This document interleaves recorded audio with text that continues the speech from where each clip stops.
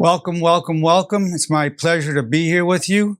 My privilege to be in your presence and have this opportunity to present this to all the wonderful people who are with us today.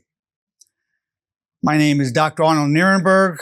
I'm 80 years old. I've been a clinical psychologist licensed to practice in the state of California for over 47 years, been in the field for over 50 years. The title of today's presentation is How to Deal with Negative Thinking. How to deal with negative thinking, and I'm dedicating it to Mr. Marty Vrooman. I know every one of you has negative thoughts. You've had it all your lives, as I have. It's in the human psyche because we're always scanning for danger to see what negative problems there are, what things we have to deal with. But I have some good news for you. You didn't choose those thoughts. They're based on your genetics, family upbringing, and societal norms. That's good news because you don't have to worry about it. You didn't choose it. So you're not responsible for it. You don't have to feel guilty about it or worried about it. It just is. Negative thoughts that you get, angry, jealous, hurt, humiliated, feeling abandoned, left out, worried about your finances. You didn't choose that. You're not responsible for it. So I'm going to talk to you about how to deal with that negative thinking. And it's not to fight it or to wipe out those negative thoughts. You don't want to fight with it. You don't want to oppose it. You don't want to argue it down. You don't want to try to oppose it. No, just let it be and balance it with a constructive, positive thought. And the most constructive, positive thoughts are ones that I call honor thoughts. The 4 commandments of honor, also known as the 4 principles of honor, and the 25 laws of honor. These are the most positive, constructive thoughts in the universe. And you want to be balancing it with that, and you want to be repeating these thoughts. What sets the tone, sets the invitation for positive, constructive thoughts is repetition at least 3 times a day of the thoughts that I'm going to give you. That invites a positive perspective, positive viewpoint, a positive thought, and greater health and well-being and vitality to you. Look, you're always talking to yourself. I know that. You're telling yourself things about, you should have said this to that person or that, and how dare that person do this. Whatever thing's bothering you, or how am I going to pay my bills? You've got this negative talk going on, so you have a conversation going. What I'm going to give you is a better conversation to have with yourself, a far better conversation. I know it works. I've used it on myself for many years now. And once I saw it working on me, then I brought it to my people. I'm bringing it to you, my people. And what a privilege it is. I meet so many wonderful, wonderful, the best people I've met in my life come to me as patients, wonderful people. It's my privilege to meet them, my privilege to make a livelihood in helping them. Unbelievable. What a joyful situation. Now, so the balancing, I'll give you a demonstration of how to do it. And I've talked about this one before. You're getting a negative thought. Somebody you're angry at, let's say. And you wish you had said something to really hurt that person back. They hurt your feelings, or you felt humiliated, felt put down, you felt disrespected. It happens a lot on the job. I know a lot of people go through that with their supervisors, their bosses. They feel disrespected. And the natural reaction is, I should have said this. I could say that. I want to tell that person off. I just want to lose my job, but I'd really like to tell them off. Or I might even like to slap that person, hit him. These kinds of negative thoughts come. Don't worry about it. Don't worry. It doesn't make you a bad person. Again, it's based on your family upbringing, your genetics, and societal norms. No responsibility for that. You are responsible for what you balance it with. So, for example, you're getting that thought of wanting to tell a person off or slap them or whatever, and then you say, but I wish you well. I really do. I wish you well. you're balancing it with a thought such as, I wish you well, or I take full responsibility for co-creating my reality and my problems. These are some of the commandments of honor. And since I co-created it, that takes off a lot of the blaming and the anger. So you're going to see a series of thoughts. One of the laws of honor is, it's not about me, nothing personal. This guy just talks like this to everybody. He's a knucklehead. It's just what he does. It's not about me, it's nothing personal. So these thoughts are what you balance. You're balancing the negative thoughts. So again, you're not fighting your negative thoughts. You're not feeling guilty about your negative thoughts. You're not a bad person because you have them. Because you didn't choose them, you're not responsible for them. End of story. You are responsible for what you balance it with. Not feeding that negativity, but balancing it with a good thought, an honorable thought, a positive thought, a constructive thought. Now, as you commit to honor, and I'm defining honor as loyalty to your highest constructive values as enshrined in the 4 commandments of honor, while striving to cause no harm physically or emotionally. That's how we're defining honor. And I should also say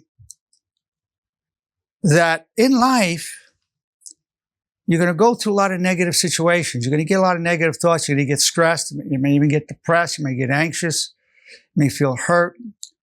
Could be an emotional thing with a loved one, your spouse, your wife, your husband, one of your children, a close friend, your boss. And it's going to hurt. So I'm not here to tell you that negative thoughts won't come or flood you, or that you won't suffer. I'm not going to say that to you. What I will say to you is, you can deal honorably with whatever you're going through in life. Whatever joy you have, you deal with honorably. Whatever suffering and pain, setbacks, failures, crisis, we can deal honorably with it. 100% doable. Now, honor is a path to truth, and it increases resiliency. When you're doing this, it helps prevent some of the suffering. But more importantly, you come back faster because you've taken responsibility, you're doing your well-wishing, you're living a life of honor. You'll come back. You spring back up. You get knocked down, you're hurting, you're crying. And then through living the life of honor, committing to it totally, and then I'm going to talk about how to do this, you'll bounce up again much more quickly from whatever's going on. So the 4 commandments of honor, also I call them commandments of honor, they're really self-commandments, or the 4 principles. It's commanding the honor that already resides within you to arise into consciousness, so that it manifests in thoughts, words, and actions. So these 4 commandments of honor, you already know them. I won't have to convince you of how good they are, because you'll recognize it right away. In fact, 90% of my patients take the pledge to be a disciple of honor when I offer them the opportunity to say they're going to recite it 3 times a day for life. 4 commandments of honor are this: I wish you well. I take full responsibility for co-creating my reality and my problems. I'm grateful for the power I gain from hardship. They're one of 2. Depends on whether you believe in God or not. If you don't believe in God or want to address God, I seek always to serve my highest values. If you believe in God as I do, then it's God your wish is my only wish. So for me, it would be, God, your wish is my only wish. I wish you well. I take full responsibility for co-creating my reality and my problems, and I'm grateful for the power I gain from hardship. I call that last one the warrior's power thought. That's 2 derivatives. One is, I'll come back stronger than ever, or God willing, I'll come back stronger than ever. And what's the best true story I can tell myself about this problem? That helps you cut down the negativity. When you say, I'll come back stronger than ever, or God willing, I'll come back stronger than ever, that'll cut down the negativity. It gives you hope. And what's the best true story I can tell myself about this problem? That's awesome. It cuts the negativity down. You say, okay, I'm suffering. I'm losing this relationship. I'm losing this money. I'm losing my house. Only half the story. What's the gain? I've gained myself. I've gained my freedom. Whatever the gain really is, what's the best true story I can tell myself about this problem? These extremely powerful tools to reduce your negativity. I tell people I specialize in transforming tribulation into triumph. I've had many stories of many of my patients and many of my life stories in my other lectures. A lot of them. You take the tribulation and transform it into triumph. It's doable. So those are 4 commandments of honor.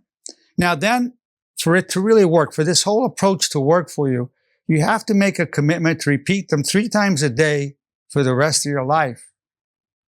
That's right. The rest of your life. If you don't make a lifetime commitment, hearing this right now is not going to do any good. Why do we have to do the rest of our lives? Because I guarantee you'll forget them. You'll forget that you ever knew them. You'll forget to live that. It's got to be ready, and it's because the repetition is preparation for application. So then people take a pledge to be what I call a disciple of honor. So people raise their right hand and repeat this after me. As a disciple of honor, I pledge myself for all the days of my life to the 4 commandments of honor. And I'll teach them to those I love. I'll repeat them every morning, afternoon, and evening, and listen to myself recite them. Then I tell people, welcome to the way of honor. You're bringing honor to yourself and to your family. By the way, I've interviewed over 1,100 people who've taken that pledge, and no matter how despondent they were, over 95% say they feel good immediately. Over 95% they feel more hope immediately. Over 92% say they feel more meaning in their lives immediately. This is no matter how badly they're feeling, right away. So now you have a commitment to do 3 times a day. You're on your way to dealing with negativity, preventing it, balancing it. It's awesome. Then you want to increase the probability that you're going to apply it in a situation. So I have what I call the bridge from the realm of honor to the realm of reality. I call it the bridge. And the bridge is this. What's the most honorable thing to think, say, and do?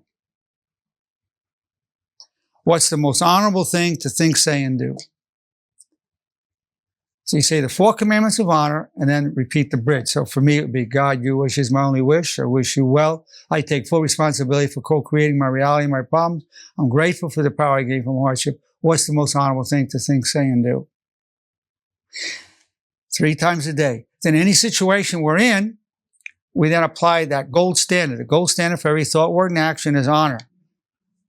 Any situation we're in, we go, what's the most honorable thing to think, say, and do? That's the gold standard. We want to come to a point where we're putting honor before everything. Honor before everything. It takes that kind of a commitment. So for those who go on to more advanced level or more elite levels of the way of honor, they become what I call devotees of honor. So a disciple of honor, and they become devotees of honor. Someone takes a pledge to be a devotee of honor, they're agreeing to repeat the supremacy of honor code at least once a day. And the supremacy of honor code is this. Honor before pride, honor before anger, honor before sex, honor before money, honor before fear, honor before everything, honor before life itself.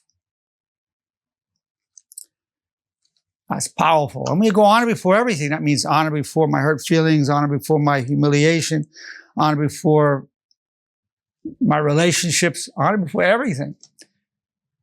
This is the supreme path for balancing your negativity. There's no better way than the way of honor. So then I invite people to take a pledge, and I don't offer it to everybody. If somebody's got to be doing their commandments in their bridge regularly, and I see they're really sincere and wanting it, and I say, would you like to be a devotee of honor? So then if they agree they want to be a devotee of honor, I have them take the pledge. And it's a different kind of pledge. It goes this way. As a devotee of honor, I pledge myself all the days of my life to the supremacy of honor code, and I'll bring it to the world for a more just society.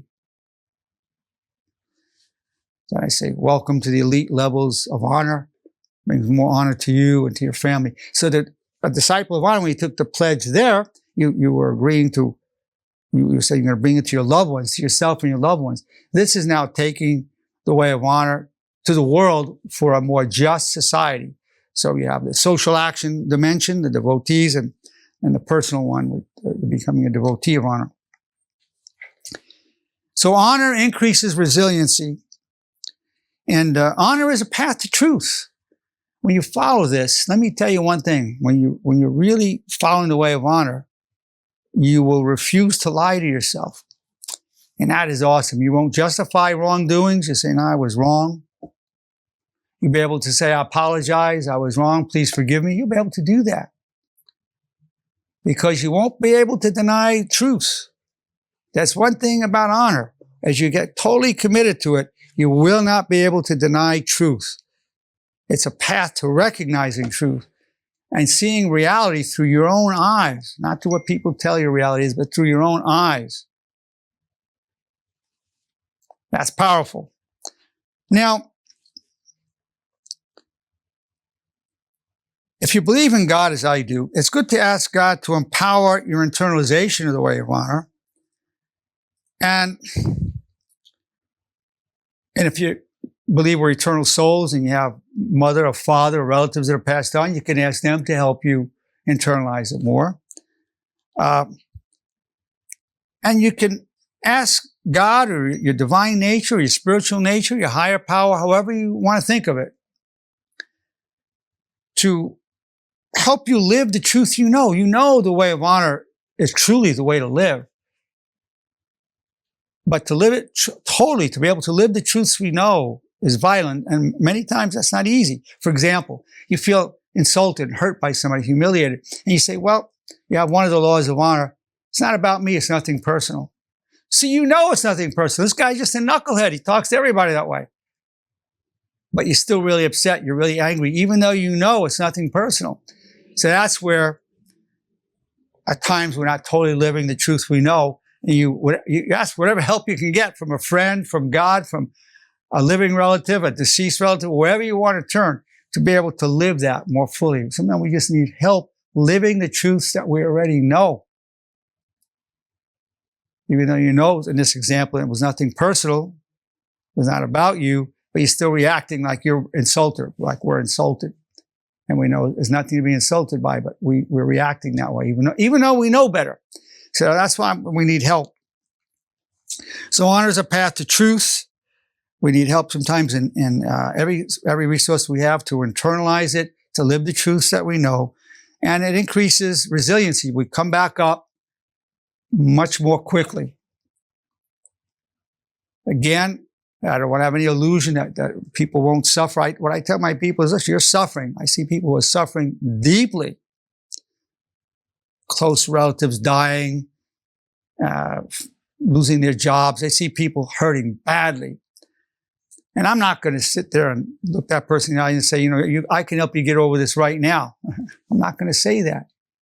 What I will say is, you'll be able to deal with this honorably. You'll be able to deal with your suffering honorably. You'll be able to deal with your loss honorably, with your failure honorably. It's doable. What I'm teaching you is 100% doable. And the side effect is that honor is an end in itself. At the same time, it increases our resiliency. It cuts down negative consequences and bad karma. So that was the benefits of this. So it's been my pleasure to present to you how to deal with negative thinking. And I'm going to open it up now if you want to unmute yourselves and see anybody. Keith, do you have any questions or any comments? No, I'd like to go. Thank you very much. Good. Well, you're welcome. You're welcome. Jay, you're most welcome. Jay, anything you want to ask or say about this? Well, what you're stating and what I'm hearing is that it's okay to have negative thoughts. It's just how we deal with them. That's exactly it. Negative thoughts. It's and then obviously, or of course, honor is, in my opinion, the best way to deal with these because, we just accept them and we don't react to them. We don't want to inflict further harm or harm on the other people. We don't want to even inflict further harm on ourselves. So we balance it with a constructive, honorable thoughts. Doesn't mean you're going to feel great right away. We're not typically, very often not, because that negative thought, I want to make this really clear because I don't want to have any illusions about it.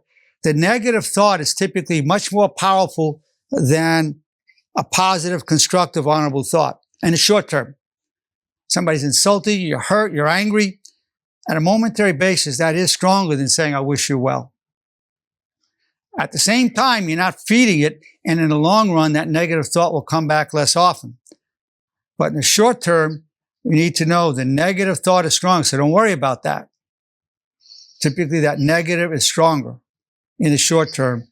But in the long term, you'll end up being a more positive, honorable person from that balancing. Nancy, is there anything you want? So, I'm sorry, Jay, continue. What were you saying? No, I'm sorry. I was saying that negative is always stronger than positive, or bad is always stronger than good. On the short term, it is. In the short term, it is. Not in the long term. But short term, yes, the anger, the hatred, the rage, the jealousy, very consuming. And then you balance it with an honorable thought, which is a constructive, positive thought. In the long run, you'll be elevated. You come back more quickly. And you'll be led to seeing the truth of yourself and other people this way. Honor is a path to seeing the truth. The negativity gets less. The negativity gets a lot less. A lot less. A lot less. You can look forward to a much less negative, a more positive future. That, I promise you, is doable. A much more positive future. But I don't want to say that the people won't suffer. When you follow the way of honor, you'll still suffer at times. That's inevitable in this life on earth. I personally don't know of anybody who doesn't suffer. I'm 80 years old. I've known a lot of people. I don't know anybody. Sometimes you don't know that about them because they don't tell you. But anybody I've known, you get to know their life, they suffer, or they suffer deeply. But we can deal honorably with it. So you have any thoughts or comments you want to share? No, I think this came in perfect timing. I was feeling a certain way towards a certain person, and I just feel like I needed to hear this talk tonight. Well, I think we get thoughts about certain thoughts about a certain person. I think that's pretty universal. That's why I'm giving this presentation. Exactly, Alicia. That's the human condition. Yeah, that's the human condition. Well, it's been my pleasure and my privilege to be able to present to you how to deal with negative thinking.